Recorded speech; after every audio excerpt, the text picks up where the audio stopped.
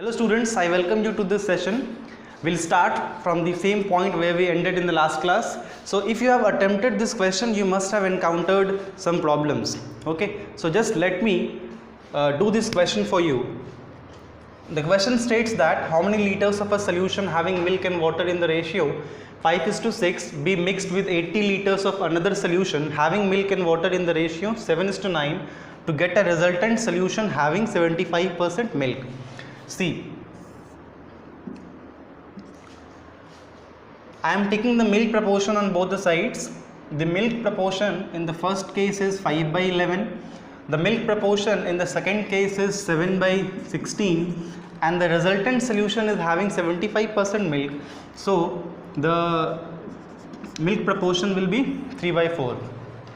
Now, if you see, this number 3/4 is greater than 5/11 as well as 7/16. So I did not give this question from any book. I randomly chose the data. So while framing the question, I just overlooked this fact, and so the data is very inconsistent in this case. So it is very obvious that my mean will always lie between the two rates. But just to make it little bit more convincing, pardon me a minor digression.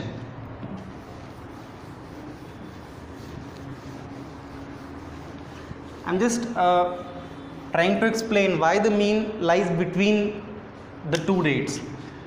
If you remember, my mean rate was R1 W1 plus R2 W2 divided by W1 plus W2. If you find the ratio of the weights from this, then you will get R2 minus Rm divided by Rm minus R1. I did this in my first class. Okay. Now see, this ratio W1 by W2 has to be positive. Now if a fraction is positive, then there are two cases possible. I am rubbing it. If a fraction is positive, then there are two cases possible. Case 1, both your numerator and denominator will be greater than 0, or both your numerator and denominator will be less than 0. So in the first case, I am taking the numerator and denominator to be greater than 0. So in case 1, R2 minus Rm is greater than 0 and Rm minus R1 will be greater than 0. This implies that R2 is greater than Rm, and this implies that Rm is greater than R1. Now if you club these two, you will get R2 greater than Rm greater than R1. So this proves that mean lies between the two rates. Now if you take the second case, that will also prove the same thing. Case 2, your R2 minus Rm will be less than 0. This will mean that R2 is less than Rm and Rm. This is Rm. Okay. And your Rm minus R1 is less than 0. This means Rm is less than R1. If you club these two, you will get R2 less than Rm less than R1. So we have concluded that your mean always lies between the two rates. So the question that I gave in the last class, the data was inconsistent there. Now let us develop some more theory on the mixtures.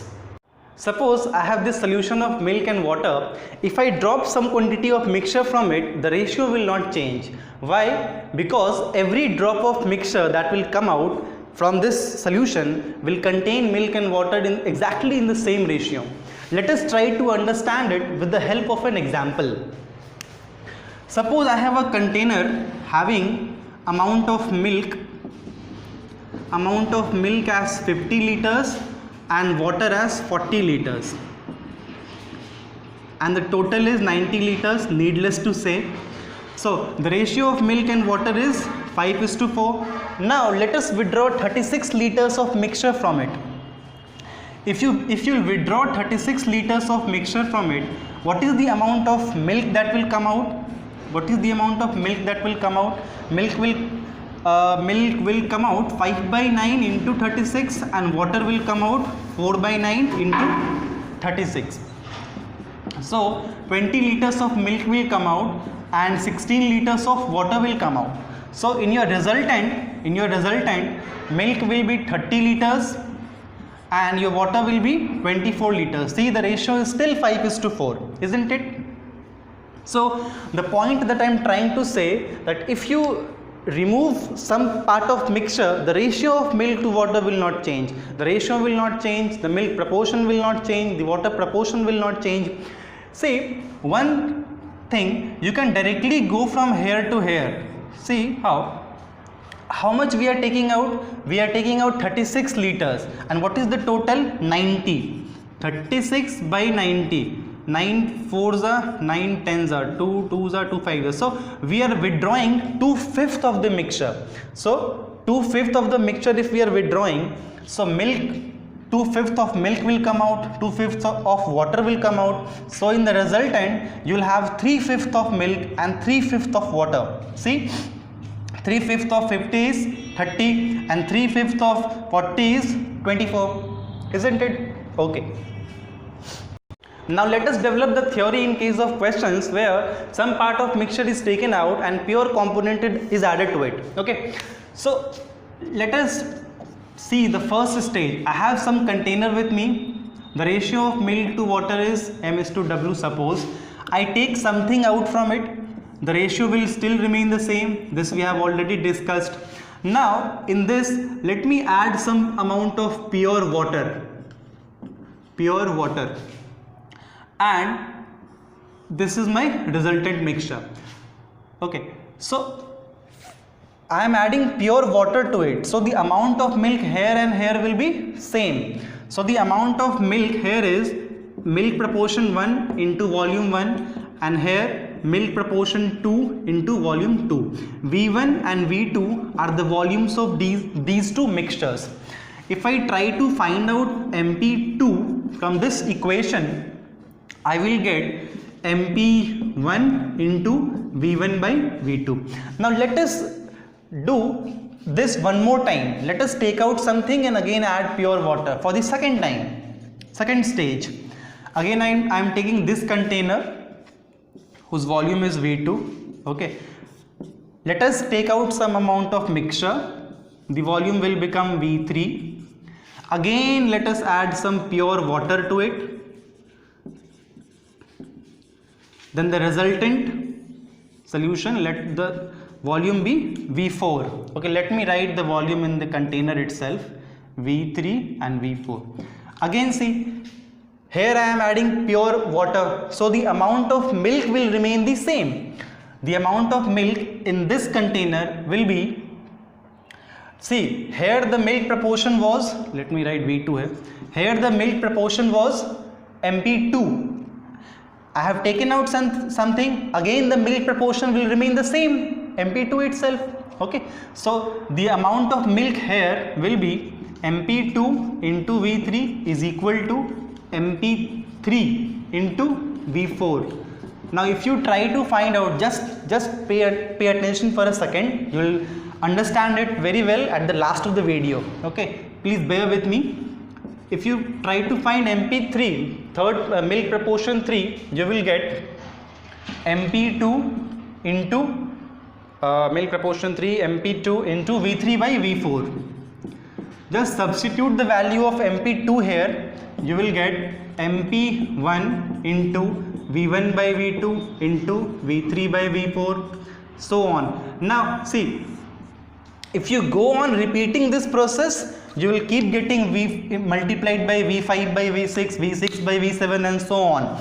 So what is this V1 by V2? This is volume before adding and this is volume after adding. See, volume before adding, volume after adding. Okay, so the point that I am trying to say, that if you take out something and add pure water, suppose I have added pure water, so the final milk proportion will be equal to initial milk proportion into volume before adding by divided by volume after adding. Okay, now see, if I take out some amount and add equal amount of water to it, then all these volumes, all these ratios, V1 by V2, V3 by V4, they all will be equal to V1 by V2. Why?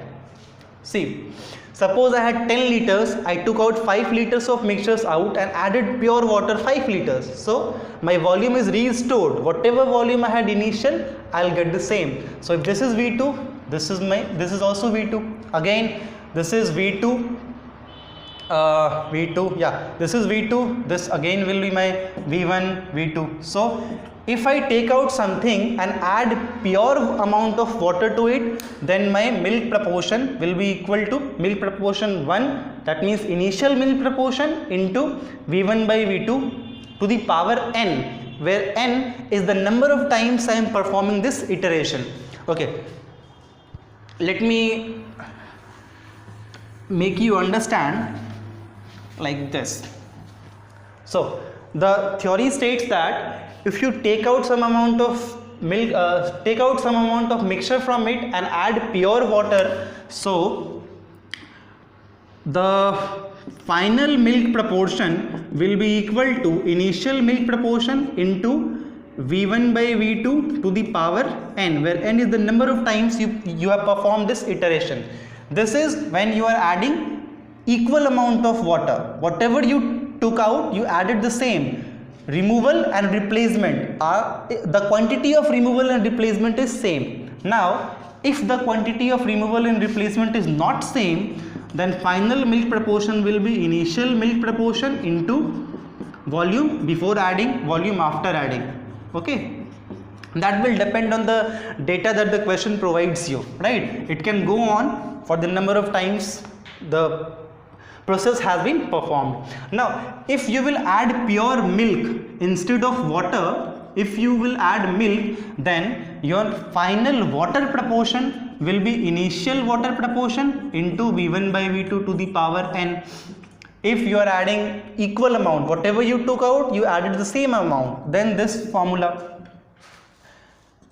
If you are taking out something and adding unequal amount of water to it, milk to it, then your final water proportion will be initial water proportion into volume before adding, volume after adding, and this will go on. So you will understand more of these in our next classes. We will be able to understand only when we do few questions on this. Okay, so we'll come back in the next class with some questions. Till then, take care, bye.